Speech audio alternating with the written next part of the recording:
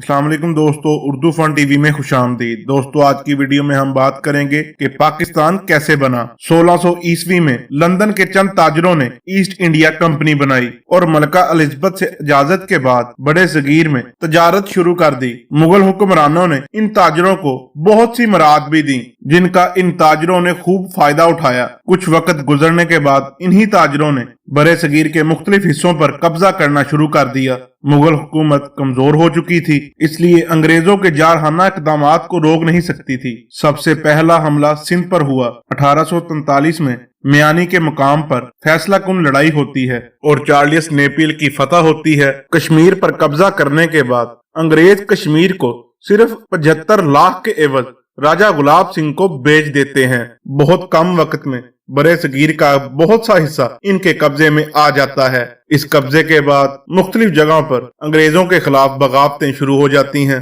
10 मई 1857 को मुसलमान और हिंदू मिलकर मेरठ के मुकाम पर अंग्रेजों के खिलाफ जंग लड़ते हैं, लेकिन वो जंग हार जाते हैं और कामयाबी अंग्रेजों का मुकद्दर बन जाती है। इस जंग के बाद अंग्रेज बहुत जुल्म करता है। जंगे आजादी में क्योंकि मुसलमान आगे आगे थे, इसीलिए अंग्रेज के जुल्म सितम का ज्यादातर निशाना मुसलमान ही बने। कई शहर तबाह हो जाते हैं, चौराहों पर फांसियां दी जाती हैं। 1857 की जंगे आजादी के बाद मुसलमान मुआशी, तालीमी और समाजी लिहाज से बहुत पीछे रह जाते हैं। मुसलमान हर मामले में अंग्रेजों से कता ताल्लुक कर देते हैं और इनका मुस्तकबिल बहुत तारीक नजर आ रहा होता है। इन पेचीदा हालात में सर सैयद अहमद खान आगे बढ़ते हैं और मुसलमानों को तालीम की तरफ मशगूल करते हैं। सर सैयद अहमद खान ने बहुत से तालीमी अदारों की बुनियाद रखी, मगर अलीगढ़ कॉलेज इनकी नुमाया कामयाबी थी, जो बाद में अलीगढ़ यूनिवर्सिटी बन गया। 1867 में बनारस में उर्दू हिंदी तनाज़ा हो जाता है।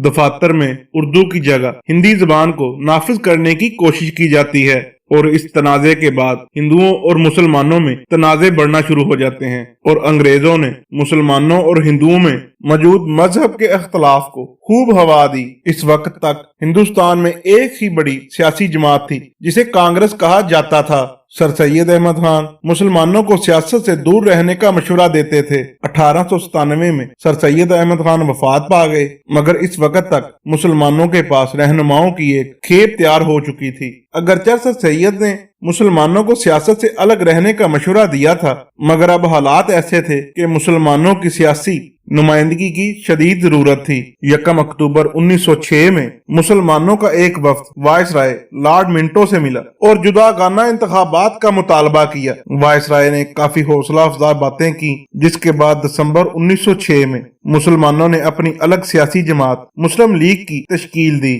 और सर आगा खान इसके पहले सदर बने। वक्त गुजरने के साथ साथ मजहबी फसादात में इजाफा होता चला गया। 1913 में कायदे आजम कांग्रेस से अलहदा होकर मुस्लिम लीग का हिस्सा बन जाते हैं। कायदे आजम हिंदू मुस्लिम इत्तेहाद के सबसे बड़े हामी के तौर पर नजर आते हैं और इनकी कोशिशों से 1916 में मुआहिदा लखनऊ होता है, जिसमें कांग्रेस जुदागाना इंतखाबात में राजी हो जाती है। इस दौरान जंगे अजीम अव्वल भी चल रही होती है। जंगे अजीम अव्वल के इख्तिताम पर तुर्की को शिकस्त का सामना करना पड़ता है। 1919 में बड़े सगीर के मुसलमान खिलाफत और मुकामात मुकद्दसा की हिफाजत के लिए तहरीक खिलाफत शुरू कर देते हैं और देखते ही देखते ये बड़े सगीर की सबसे बड़ी तहरीक बन जाती है।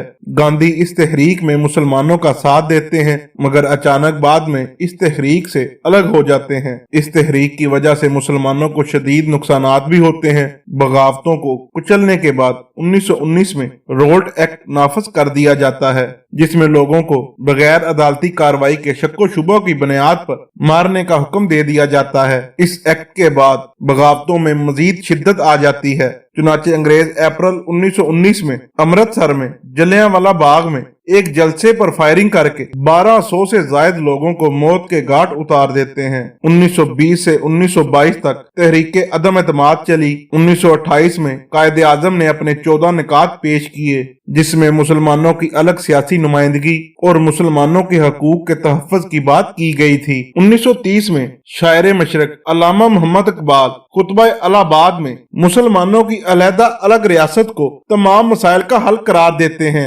अगले साल गोलमेज कॉन्फ्रेंस में अल्लामा मोहम्मद इकबाल मुसलमानों के लिए फिर अलग रियासत का मुतालबा करते हैं, मगर कांग्रेस तकसीम के किसी फार्मूला पर तैयार नहीं होती। 1933 में चौधरी रहमत अली एक कॉन्फ्लिक्ट नो और नेवर में एक नई मुसलमान रियासत का नाम पाकिस्तान तजवीज करते हैं। कायदे आजम मोहम्मद अली जिन्ना मायूस होकर लंदन चले जाते हैं, फिर अल्लामा इकबाल की दरख्वास्त पर 1934 में वापस आते हैं और अपनी सारी जिंदगी मुसलमानों के लिए वक्फ कर देते हैं। 1937 में आम इंतखाबात मुंतखब होते हैं, जिसमें कांग्रेस 1585 सूबाई नशिस्तों में से 707 जीत जाती है, जबकि मुस्लिम लीग सिर्फ 106 नशिस्तें जीत सकती है। इस इलेक्शन के बाद कांग्रेस हुकूमत बनाती है, मगर मुसलमान अपने हकूक से महरूम रहते हैं। 1939 में जब ये कांग्रेसी वजारतें खत्म होती हैं, तो मुस्लिम लीग यौम नजात मनाती है। 1940 में मुस्लिम लीग का सालाना इजलास लाहौर में होता है,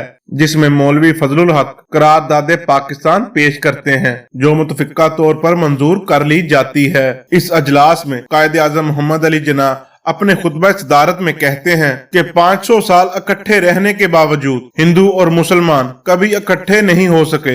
हिंदू और मुसलमान दो अलग अलग कौमें हैं और यहीं से दो कौमी नजरिए की बुनियाद पड़ी। इसके बाद पाकिस्तान का मुतालबा जोर पकड़ना शुरू कर देता है और तहरीके पाकिस्तान अरूज पर पहुंच जाती है। मुसलमान अलग वतन के मुतालबे के लिए तहरीकों का आगाज कर देते हैं, मगर हिंदू और सिख तकसीम की शदीद मुखालफत करते हैं और इसी दौरान मजहब के अख्तलाफात और फसादात जोर पकड़ लेते हैं। 1200 साल इकट्ठे रहने वाले लोग एक दूसरे के गले काटने में मसरूफ थे। 1942 में क्रिप्स मिशन बड़े सगीर में आता है, मगर कायदे आजम और गांधी दोनों इस मिशन की तजावीज को मुस्तरद कर देते हैं। 1944 में एक माकूलियत पसंद कांग्रेसी रहनुमा राजगोपाल आचारी मुसलमानों के अलग वतन के मुतालबे को तस्लीम कर लेते हैं। गांधी मुतहद्दा हिंदुस्तान पर अड़ जाते हैं और कायदे आजम अलग वतन का मुतालबा जारी रखते हैं। अब हिंदुओं और मुसलमानों के रास्ते वाज़िया तौर पर अलग अलग हो जाते हैं। 1945 में वायसराय हिंदुओं और मुसलमानों की शिमला में कॉन्फ्रेंस तलब करता है। नेहरू हिंदुओं की नुमाइंदगी करते हैं, सतारा सिंह सिखों की नुमाइंदगी करते हैं और दोनों तकसीम के किसी फार्मूले पर तैयार नहीं हैं। कायदे आजम मोहम्मद अली जिन्ना मुसलमानों की नुमाइंदगी करने आते हैं। कायदे आजम पाकिस्तान के हसूल के अलावा किसी भी मुआहदे पर आमादा नहीं थे। इस कॉन्फ्रेंस में मुस्लिम वज़रा की नामजदगी पर कांग्रेस और मुस्लिम लीग में अख्तलाफ हो जाता है और वेवल प्लान भी नाकाम हो जाता है। कांग्रेस और लॉर्ड वेवल कायदे आजम को इस कॉन्फ्रेंस की नाकामी का जिम्मेदार ठहराते हैं। वेवल प्लान के नाकामी के बाद लॉर्ड वेवल आम इंतखाबात का ऐलान कर देते हैं। कांग्रेस मुतहद्दा हिंदुस्तान और मुस्लिम लीग अलहदा पाकिस्तान के मुतालबे के साथ मैदान में उतरती है। दोनों जमातें इलेक्शन मुहिम में खूब जान लड़ाती हैं। ये इंतखाबात जुदागाना तरीके पर मुनक्कद होते हैं। पूरे बड़े सगीर में मुसलमानों के लिए मरकजी असम्बली की 30 नशिस्तें मखसूस थीं। मुस्लिम लीग ये 30 की 30 नशिस्तें जीत जाती है। सूबाई असम्बली की इंतखाबात में भी मुस्लिम लीग ने दूसरी जमातों को शिकस्त से दो चार कर दिया। 1945-46 के आम इंतखाबात कायदे आजम के मौकफ की तायद करते थे और अब पाकिस्तान के क़याम की राह हमवार हो जाती है। 1946 में काबीना मिशन प्लान बड़े सगीर में आता है। हुकूमत साजी में शरीक होने के लिए काबीना मिशन की तमाम तजावीज को मानना जरूरी था। कांग्रेस इस प्लान पर बहुत खुश थी, मगर मुस्लिम लीग इलेक्शन जीतने के बाद इस प्लान से काफी मायूस थी। तवक्का यही की जा रही थी कि कायदे आजम इस प्लान को मानने से इनकार कर देंगे और मुस्लिम लीग हुकूमत साजी में हिस्सा नहीं ले सकेगी। लेकिन कायदे आजम ने इस प्लान को मानकर कांग्रेस को हैरान कर दिया। अब कांग्रेस ने आधा प्लान मंजूर किया, हालांकि हुकूमत में शामिल होने के लिए पूरा प्लान मंजूर करना जरूरी था। कायदे आजम के मुतालबे के बावजूद हुकूमत बरतानिया ने प्लान नाफज करने से इनकार कर दिया। मुस्लिम लीग इससे बहुत मायूस हुई और 16 अगस्त 1946 में मुस्लिम लीग ने यौम रासद अक़दाम का ऐलान किया। जगह जगह मुजाहिरे हुए। मुसलमानों ने अंग्रेजों के दिए हुए खताबात वापस कर दिए। लॉर्ड वेवल जब बड़े सगीर का सियासी हल निकालने में नाकाम हुए तो हुकूमत बरतानिया ने लॉर्ड माउंटबेटन को वायसराय के तौर पर बड़े सगीर में भेजा।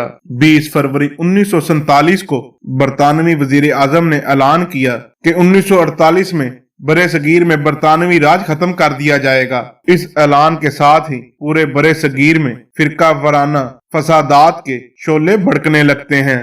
3 جون 1947 کو لارڈ ماؤنٹ بیٹن تقسیم ہند کا اعلان کرتا ہے۔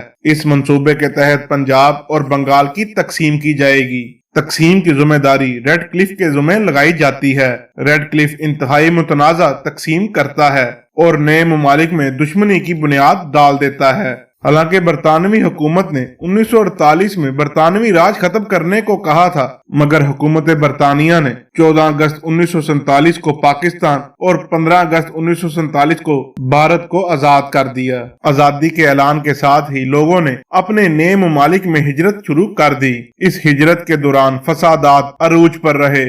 وجہ یہ تھی کہ ایک تو فوج ڈس فنکشنل تھی اور دوسرا برطانیہ نے وقت سے پہلے آزادی دے کر دونوں ممالک کو نئی مصیبت میں ڈال دیا تھا، اور یوں ان فسادات میں 10 لاکھ کے قریب لوگ ہلاک ہوئے۔ اردو فن ٹی وی کے معزز خواتین و حضرات، ویڈیو اچھی لگے تو لائک اینڈ شیئر ضرور کیجیے گا، اور میرے چینل اردو فن ٹی وی کو سبسکرائب کر دیں اور ساتھ دیے گئے بیل آئیکن کو پریس کر دیں تاکہ نئی آنے والی ویڈیو آپ کو بر وقت مل سکے۔